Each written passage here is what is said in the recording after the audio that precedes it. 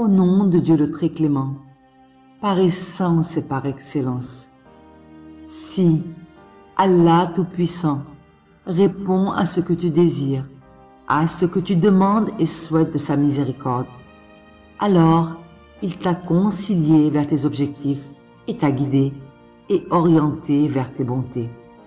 Et si tu lui en fais la demande, et encore la demande, alors il te facilite et te prépare, te satisfait et exauce tes espérances.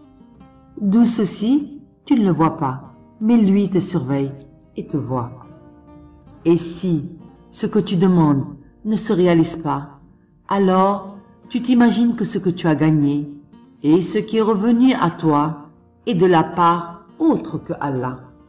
Et il t'est murmuré que l'affaire que tu as réussi ne vient pas d'Allah, mais que ceci est l'aspect d'un des aspects de ton intelligence et de ta persévérance, et que ceci est la profondeur de ta conscience et est le fruit pour la demande de ta quête.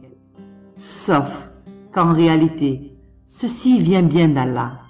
Alors, crains Dieu autant que tu le peux, car l'ordre de Dieu est meilleur que ce que tu penses, et que sa rétribution, quand il te rétribue, est bien loin de la limite de ta connaissance et des essais de tes ruses et de la force de ta quête. Et sans ceci, tu ne serais atteint d'affliction, et tu ne serais pas perdu, et ni confus, et ni les idées ne te seraient venues. Quant au retard de l'exaucement, cela n'anéantit pas, et ni ne supprime la demande, mais elle s'exauce au moment où s'évalue le tableau de ton épreuve, et au moment où se teste ta patience, et où se démontre la vraie profondeur pour ton engagement et ta foi. Mais la plupart des gens ne le savent pas.